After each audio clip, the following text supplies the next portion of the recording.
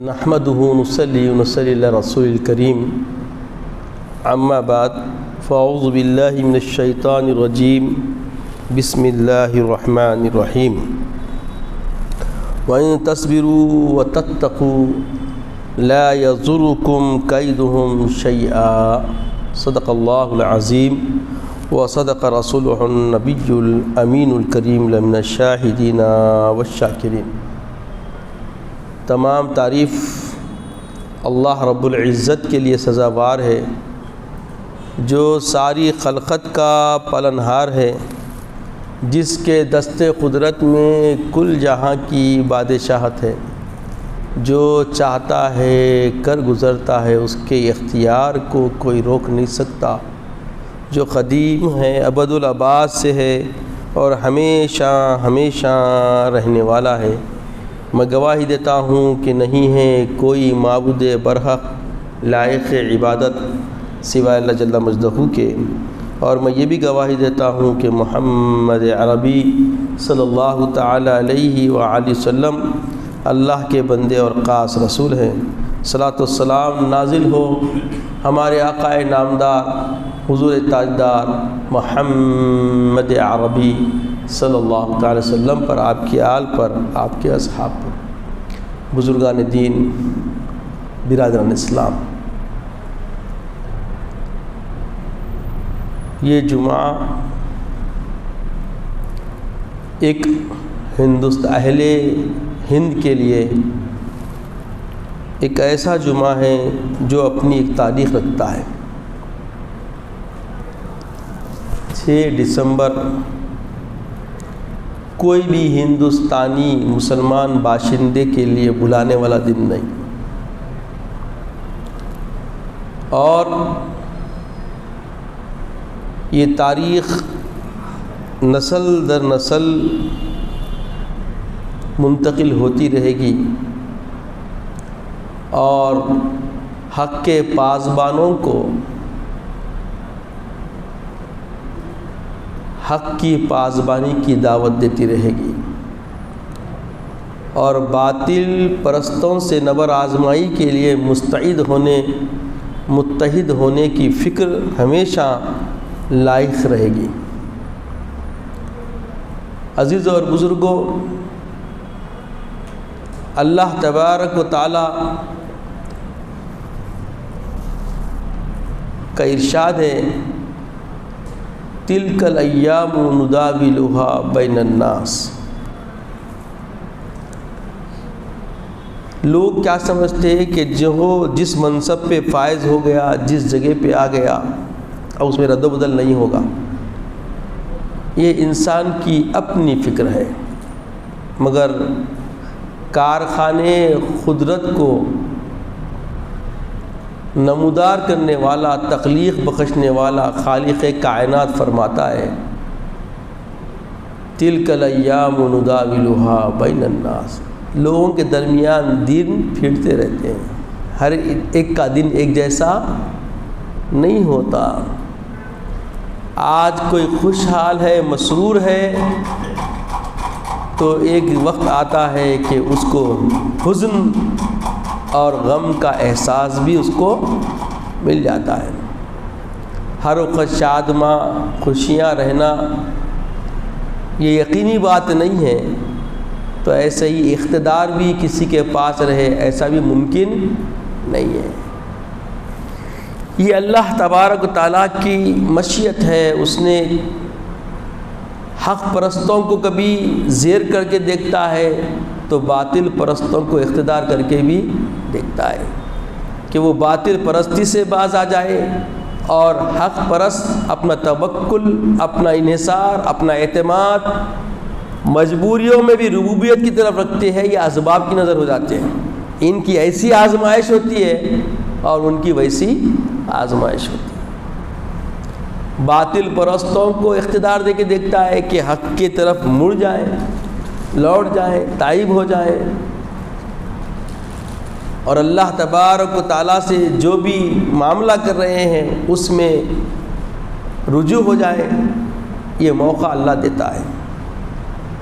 تو باطل پرستوں کو اقتدار ملنے کا مطلب یہ نہیں کہ وہ پرست ہو گئے، اور حق پرستوں کو زیر کرنے کا مطلب یہ نہیں ہوتا کہ یہ باطل پرست ہو گئے۔ ہر وقت ہر ایک کی آزمائش یہ دنیا ہے۔ اللہ تبارک و تعالیٰ دنیا میں ایک نظام بنایا، وَلَنَبْلُوَنَّكُمْ بِشَيْءٍ مِّنَ الْخَوْفِ وَالْجُوعِ وَنَقْصٍ مِّنَ الْأَمْوَالِ وَالْأَنفُسِ وَالثَّمَرَاتِ، یہ اللہ کی آزمائش کے نظام ہے، ترتیب دے دیا اللہ تعالیٰ کہ تم کو آزمایا جاتا ہے۔ تو یہ جو ہمارے کو ان دنوں یہ جو ایام ہم پر چل رہے ہیں، گزر رہے ہیں، یہ سب آزمائشی ایام ہیں، اور ایسے ایام میں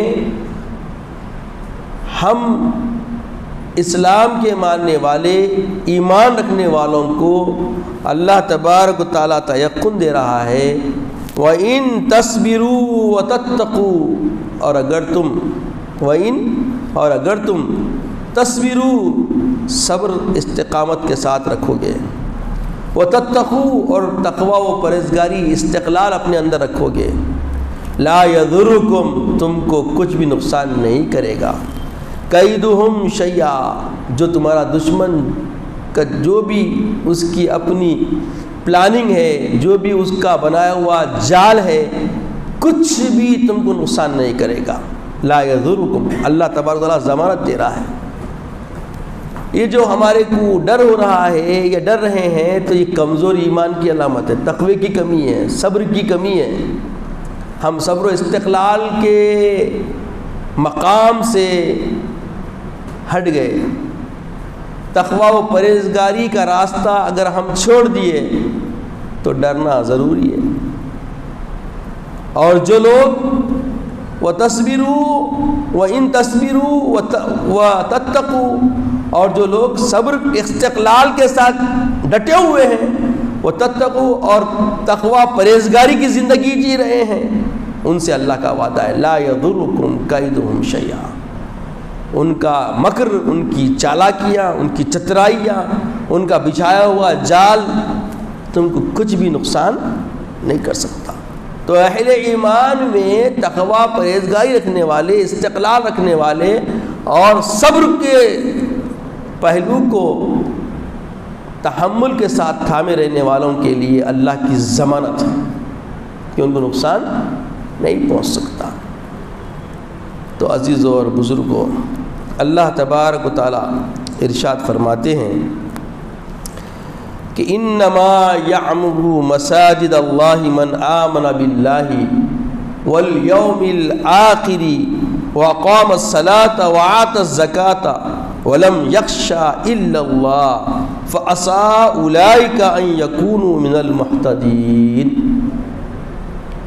عزیز اور بزرگوں، بے شک مساجد کی تعمیر کا کام ہو، مساجد کے انتظام کا کام ہو، تو اللہ فرماتا ہے کہ انما یعمر مساجد اللہ، بے شک مسجد کی تعمیر وہی لوگ کرتے ہیں جو اللہ پر ایمان لاتے ہیں اور آخرت پر یقین رکھتے ہیں، اور نماز کو وقت پر قائم کرتے ہیں اور زکوٰۃ ادا کرتے ہیں، اور ان کو ڈر نہیں ہوتا الا اللہ، مگر سوائے اللہ کے۔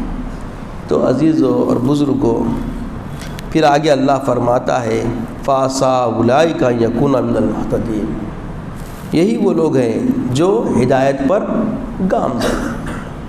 تو ہدایت کی ضمانت کن لوگوں کے لیے ہے؟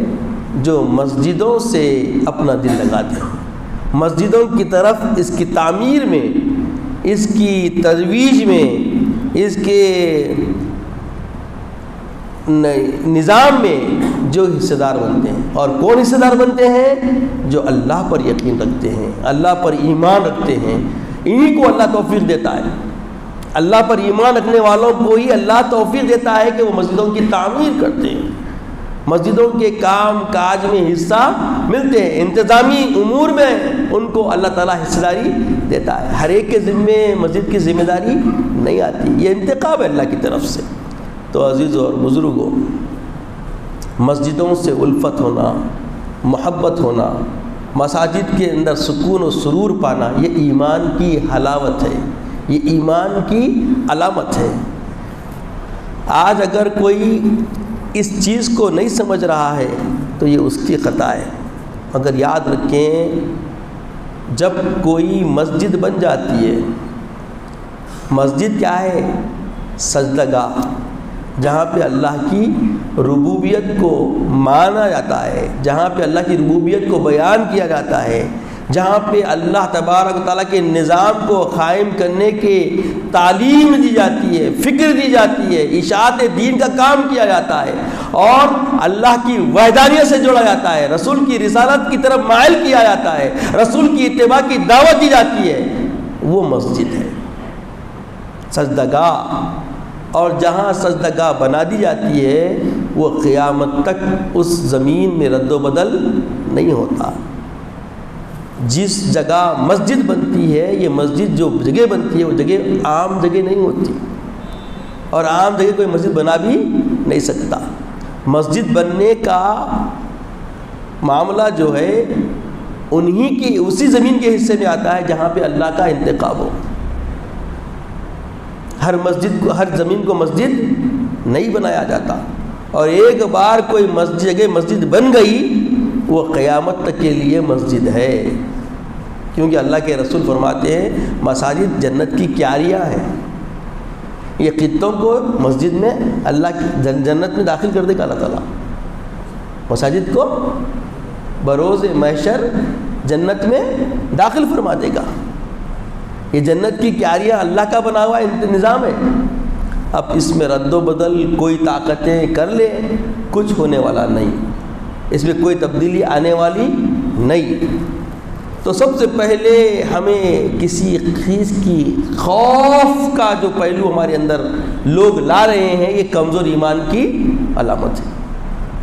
لا یضرکم کیدہم شیئا، تم کو کوئی چیز نقصان پہنچا ہی نہیں سکتی۔ جو وہ مکاری کر رہے ہیں، ان کی مکاری، ان کی بنائے ہوئے جال کی کوئی شے رتی برابر تم نقصان نہیں کر سکتی۔ بس تمہارے اندر حوصلہ کس طریقے کا ہونا، وَإِن تَصْبِرُوا وَتَتَّقُوا، اہل تقویٰ ہو، استقلال کے ساتھ ہو، صبر و تحمل کا دامن تم کسی بھی حالت میں اپنے آپ سے چھوڑنا نہیں۔ تو مسجد بنانے والے اہل ایمان جو ہوتے ہیں، تو اہل ایمان کا شعار یہ ہے کہ وہ صبر والے ہوتے ہیں، اور صبر کا امتحان اللہ کیسا لیتا ہے؟ نقصان کر کے۔ دیکھو اللہ نعمتیں دیتا ہے، نعمتیں اللہ کی نعمت ہے، اور نعمتیں دے کے پھر نعمتوں کو اللہ تعالیٰ چھینتا بھی ہے، غیروں سے نہیں، اپنوں سے۔ یہی تو آزمائش ہے۔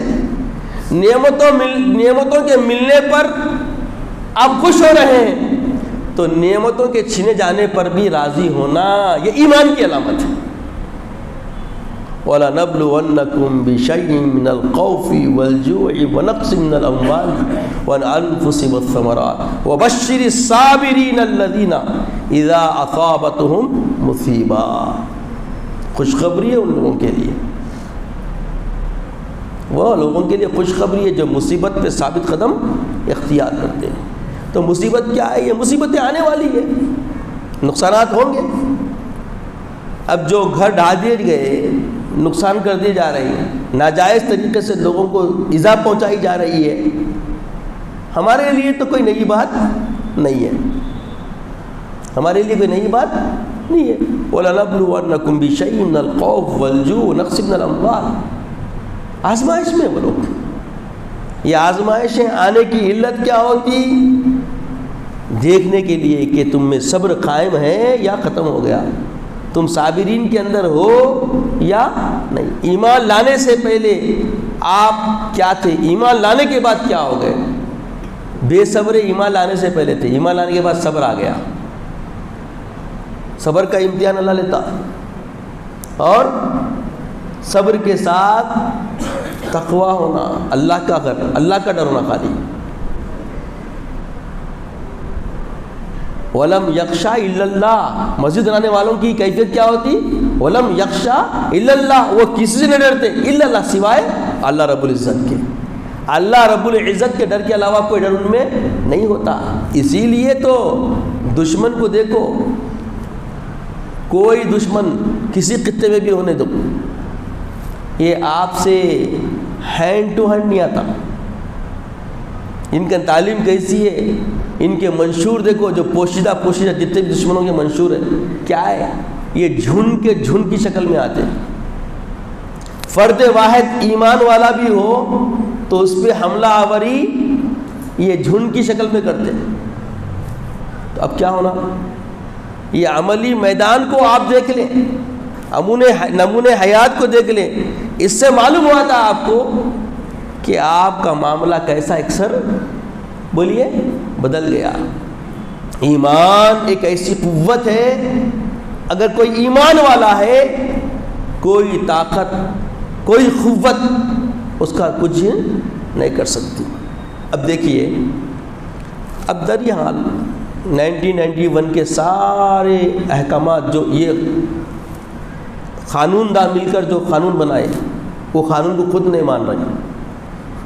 بدل جاتی ہے جب ظالم کی نیت، بولیے بدل جاتی ہے جب ظالم کی نیت نہیں کام آتی دلیل و حجت. اب دلیلیں خود بنائے ہوئے قانون کو خود ماننے سے قاصر ہے. اس کو ہیلے حوالے بنا کے، اس کو مکاری کے ذریعے، مکر و فریب کے ذریعے عجیب جو ہے نا کام کر کے کیا کرنا چاہ رہے ہیں ان کچھ معلوم، اس کا نتیجہ کیا ہوگا ان کو نہیں معلوم. کیونکہ نتیجہ جو بھی ہوتا خیر کا ہوتا، اچھا ہوتا. کبھی بھی اللہ تبارک و تعالیٰ مظلوم کا ساتھ دیتا، ظالم کا ساتھ نہیں دیتا. یہ ہمارا عقیدہ ہے، کوئی مانے نہ مانے. ہمیں قوت کا استعمال کرنے کی ضرورت نہیں، بس اس وقت ہوش سنبھالنے کی ضرورت ہے. ہمارا رشتہ رب سے اٹوٹ ہو تو کوئی طاقت کوئی قوت نقصان نہیں کر سکتی. خود اللہ تبارک و تعالیٰ فرماتا ہے، حدیث پاک میں آتا ہے، عن انس بن مالک قال سمعت رسول اللہ صلی اللہ علیہ وسلم یقول اللہ عز وجل انی لا احم باہل الارض عذابا فاذا نظرت الى عمار بیوتی والمتحابین فی والمستغفرین بالاسحار صرفت عنہم. اللہ تبارک و تعالی جب کسی پر عذاب کا ارادہ فرماتا ہے اور جب دیکھتا ہے کہ وہاں کے لوگ اللہ کی طرف محبت سے اللہ کے گھروں کی طرف دوڑ رہے ہیں اور استغفار کر رہے ہیں، تو اللہ تبارک و تعالیٰ ان کی بربادی کے معاملے کو پھیر لیتا ہے. تو آج ہمیں اللہ تبارک و تعالیٰ سے استغفار کرنے کی ضرورت ہے. جو ہم صبر کی زندگی سے، تقوی کی زندگی سے غفلت میں پڑے ہوئے تھے، بیداری کی ضرورت ہے. اگر ہم بیدار ہو جائیں اور بیدار ہو کر ہم صبر والے ہو جائیں، اہل تقویٰ ہو جائیں، لا یضرکم، اللہ کی ضمانت ہے تم کو نقصان کچھ نہیں ہو سکتا. کیدہم شیئا، جو بھی چیزیں انہوں نے اپنی مکاری کے ذریعے نظام بنا کر یا کوئی چال بازیاں کر جو بھی ترتیب دے لی ہے، ان کی ترتیب انہی کے لیے خسارے کا باعث بن جائے گی. چاہے وہ 1991 کو مانو، چاہے وہ قانون کے خلاف ورزی کر لو، چاہے کچھ بھی کر لو، اللہ کا فیصلہ اچھا فیصلہ ہوتا ہے. یہ تسلی کے لیے نہیں ہے، تسکین کے لیے نہیں ہے، تاریخ ہے. اب دیکھو مساجد کے ساتھ اللہ کے نیک بندوں سے، بارگاہوں سے جو وابستگی محبت والی ہے، اللہ تبارک تعالیٰ بعض اللہ والوں کی مرکزوں کو مرجع خلائق بنا دیا. یہ بندے نہیں کر سکتے کوئی بھی، یہ کوئی اڈبڑس والی بات نہیں ہے. جیسے لوگ آج مندریں بنا کے گھرے گھر لے کے رکشوں میں پھر رہے ہیں، ویسا دین اسلام نہیں ہے. دین اسلام مسجد سے شروع ہوتا ہے، مسجد پہ ختم ہوا تھا. لوٹ کے مسجد میں آنا ہے ماں کو. مسجد تربیت گاہ ہے، مسجد اسلامی دفتر ہے، مسجد نظام حیات کو دینے کا ایک منشور پہنچانے کا ذریعہ ہے.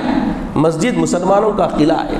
معلوم دشمن دین کو دشمنان دین کو معلوم ہے کہ مسجد کوئی معمولی چیز نہیں ہے، تو مساجد کے ساتھ یہ بارگاہوں پہ اللہ والوں کی مرکزوں پر بھی حملے شروع کر دیے۔ اور وہ جس مرکز کی طرف رخ کیے ہیں وہ مرکز کیسی ہے معلوم آپ کو؟ دیکھیے ایمان جس کی گفتگو ہم کر رہے ہیں کیا ہے، ایک فکر دی جا رہی کہ ایمانی اثاثہ کیا ہے، کس پہ استحکام رہنا چاہیے۔ وَإِن تَصْبِرُوا وَتَتَّقُوا، یہ کیفیت وہ اللہ والے کی زندگی میں آپ تاریخی پہلو سے دیکھیں جس کی مرکز پر پورا اس وقت ہندوستان لگا ہوا ہے کہ وہ کیسے صبر و تحمل اور تقوی والی زندگی جیے۔ بتایا جاتا ہے کہ جس وقت ہند میں قدم رکھے اور جہاں پر اپنے درویش ساتھیوں کے ساتھ، فقیر اللہ لوگ تھے یہ، فقراء بولے تو آج کل کی منگتے بھگتے نہیں، فقیر اللہ کا مطلب اللہ کے لیے فاقہ ہر چیز کو نبر آزمائی کو قبول کرنے کا جذبہ اپنے تھی رکھتے۔ تو جب وہاں پر آئے ایک مقام پر پڑاؤ ڈالے، وقت گزرا، جب شام کا ٹائم آیا تو وہاں پہ اس وقت کا جیب بہت بڑا جو ہے نا بادشاہ تھا، وہ بادشاہ کے استبل کی جگہ تھی، وہ مطلب وہاں پہ اس کے سواریوں کو، اس کے اونٹوں کو باندھا جاتا تھا۔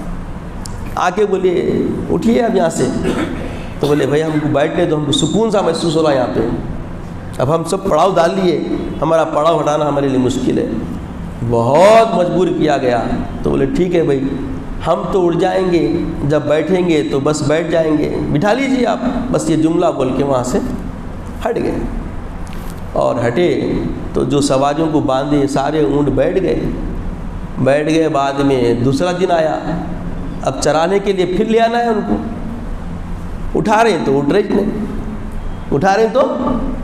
رہے نہیں، پورا زور لگا لیے، پوری کوشش کر لیے، فوری بادشاہ کے پاس گئے، بولے بھائی دیکھو حالات بدل گئے، حالات بہت برے ہو گئے، کیا ہوئے؟ تو بولے کل کچھ فقراء کی جماعت تھی جو استبل پہ بیٹھی ہوئی تھی، ان کو ہم ہٹائے تو ایک جملہ بول کے گئے، ہم تو اٹھ جا رہے ہیں، جب یہ بیٹھیں گے تو بیٹھے رہیں گے، تو یہ اٹھ رہے نہیں، اور اگر نہیں اٹھے تو بھوکے رہیں گے تو پھر یہ بہت بڑی حالت بگڑ جائے گی ان کی۔ تو بولے ٹھیک ہے بلاؤ، کون ہے وہ کہاں ہے، جاؤ ان کو بولو، ریکویسٹ کرو، آ کے گزارشات رکھے، گزارشات کیے۔ تو بولے ٹھیک ہے دیکھو میں تو نہیں کرا کچھ بھی، جا کے اتنا ہی بولو جس کے حکم سے بیٹھے اس کے حکم سے اٹھ جاؤ، بولو اٹھ جائیں گے۔ تو اب وہ کئی لوگ پہلے تو صرف جو خدمت گزار تھے ان کو معلوم تھا، مگر اب جمع غفیر جمع ہو گیا، جب نہیں اٹھے تو اہل مشرک جمع ہو گئے پورے، دیکھے کہ بولتے ہی جملہ کے بولے جس کے حکم سے بیٹھے اس کے حکم سے اٹھو، اٹھ گئے۔ تو بولے ہائی یہ کیا کمال ہے، اور سارے لوگ ان کو لوگوں کی طرف رخ کرے کہ بھئی یہ عجیب عجیب کام کر رہے ہیں، جا رہے ہیں تالاب جس کو بہت بڑا پوتر مانتے تھے لوگ، جہاں پہ جا کے غسل کرے تو پورے گناہ جھڑ جاتے، یہ عقیدہ تھا وہ مشرکین کا اس وقت کے زمانے کے۔ تو بولے بھائی وہاں آ کے وضو کر رہے ہیں تو پانی ناپاک کر دے رہے ہیں، ان کا ذہن پاک کی کیا ہے ناپاکی کیا ہے ان کو معلوم ہی نہیں ہے، گندگی کو لیپ کے سمجھتے پاک ہوا ان کا نظریہ، یا گندگی کو صاف کر کے ہٹا کے زمین کو شفاف کر کے دھوپ کی تپش سے پکا کے اس کو ہم پاک ہوا بولتے ہیں۔ فرق سمجھنے کا ہے، دیکھو عقلوں میں بھی بہت بڑے پتھرے پڑے جاتے جب باطل پرستی چھا جاتی۔ بہرکیف جب وضو کر رہے آ رہے ہیں تو بولے بھائی یہ لوگ ہمارے تالاب کو اب پتھر کر دے رہے، کیا وہ بھرا ناپاک کر دے رہے، لہذا ان کو روکا جائے۔ اور دیکھے کہ بھائی عجیب عجیب حرکتیں کر رہے ہیں، تو بولے بھائی یہ ہم نماز پڑھ رہے ہیں، یہ جب سوال کیا تم کیا کر رہے ہیں بھائی، عجیب عجیب حرکتیں کر رہے ہیں، تو بولے ہم ایک خدا کی وحدہ لا شریک کی بات کرتے ہیں، یہ سب چیزوں کو ہم نہیں مانتے، ہم محمد رسول اللہ کے امتی ہیں، یہ پیغام دیا گیا۔ تو بولے یہ معاملہ عجیب ہو رہا ہے، یہ معاملہ عجیب ہو رہا، بہت پریشان ہو گئے لوگ، بھئی یہ آ رہے ہیں پانی کر رہے ہیں، لہذا پانی کی پابندی کرنے لگے۔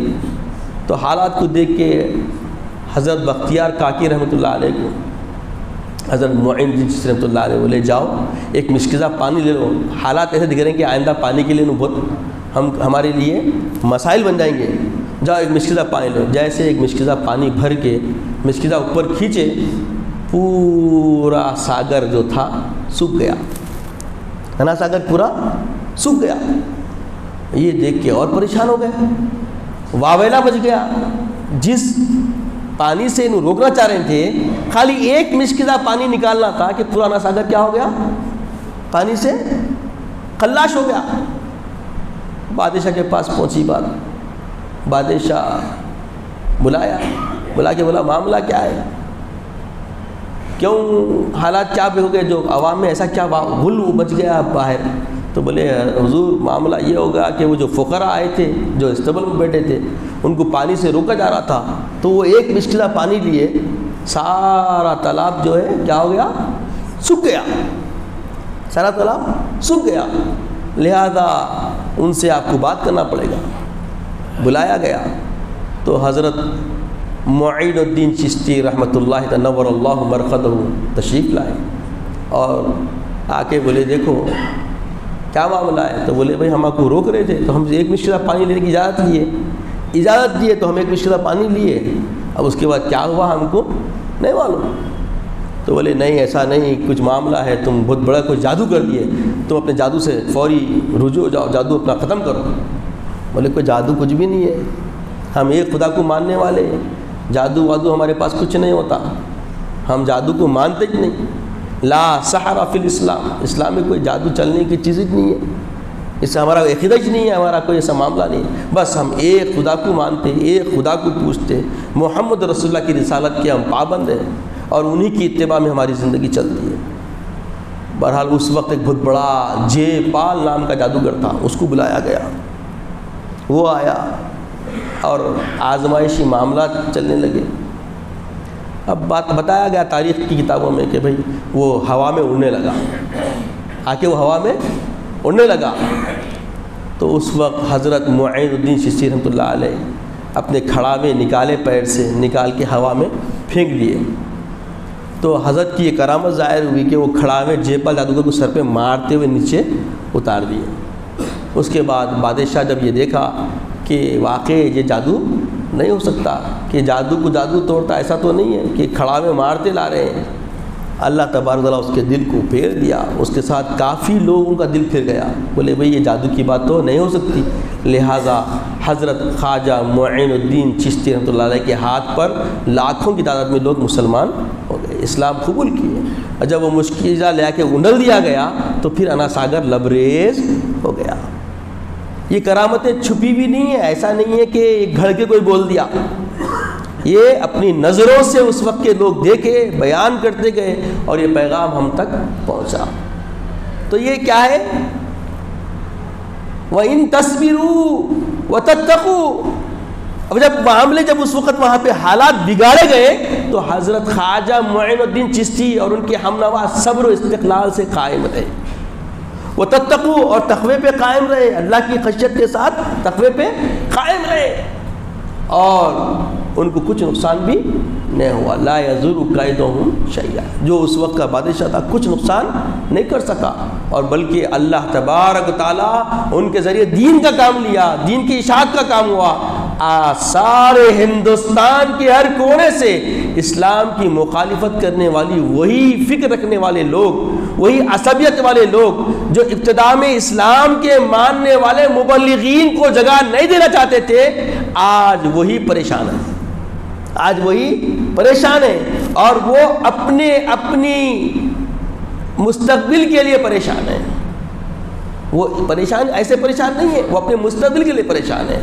تو اب یہاں صرف اتنی فکر اہل ایمان کو دی جاتی ہے، وَإِن تَصْبِرُوا، بس تم صبر اختیار کرو، وَتَتَّقُوا، اور تقوی کی زندگی شروع کر دو، یہ دو کام کر لو، یہ دو کام کر لو، اور اپنے مساجد جو ہیں تمہارے ان کی فکر میں لگ جاؤ، اس میں اچھے سے اچھا انتظام کرو، اپنی حلال کی کمائی کے ذریعے خدمت دین کرو، اور دیکھو پھر ہوتا کیا ہے۔ یہ جو بھی حالات بن رہے ہیں، چاہے کتنی بڑی یہ قوت بن جائے، حضرت خواجہ معین الدین چشتی رحمۃ اللہ تعالی نور اللہ مرقدہ نہ کوئی اس زمانے کی بندوق اپنے پاس لائے تھے، نہ تفنچہ ساتھ لائے تھے، نہ تلواروں کا کوئی استعمال کیے، بس اپنے کردار کو انہوں نے دکھایا۔ صرف انہوں نے کیا دکھایا؟ اپنے تقوی کو اپنے صبر و استقلال کے ساتھ جمے رہے، جتنی بھی ان کے ساتھ مشاکل اس وقت کے لوگوں نے پیش کیے، ان پہ نبر آزمائی کے حالات بنائے، وہ ثابت قدمی کے ساتھ ڈٹے رہے اور اپنی نمازیں پڑھتے رہے اور پرہیزگاری کی زندگی اپنی پیش کرتے رہے، حالات اکثر بدل گئے۔ یہ صرف اہل ایمان اپنی ایمانی حرارت سے سمجھ سکتے ہیں کہ معاملہ جو اللہ پہ انحصار ہو آتا ہے، جو اللہ کی طرف رجوع ہو آتا ہے، اللہ سے استعانت و استغفار طلب کرتا ہے، تو اللہ اس کی ایسی امداد فرماتا ہے اس کی کوئی مثال پیش نہیں کر سکتا۔ اللہ تعالیٰ سے دعا ہے کہ یا الہ العالمین ہمیں نیک توفیق عطا فرما، نیک ہدایت عطا فرما، راہ راست کی زندگی ہمیں عطا فرما مولا، اپنے کاملین بندوں میں ہمیں شامل فرما مولا، صبر و استقلال ہمارا نصیب العین بنا دے، اہل تقوی کی زندگی ہمیں عطا فرما مولا، مکاروں کے مکر سے محفوظ فرما، شر پسندوں کے شر سے محفوظ فرما مولا، اسلام کا بول بالا فرما، باطل کو نیست و نابود فرما مولا، جہاں کوئی مسلمان عالم اسلام پریشان ہے مولا، ان کی پریشانیوں کو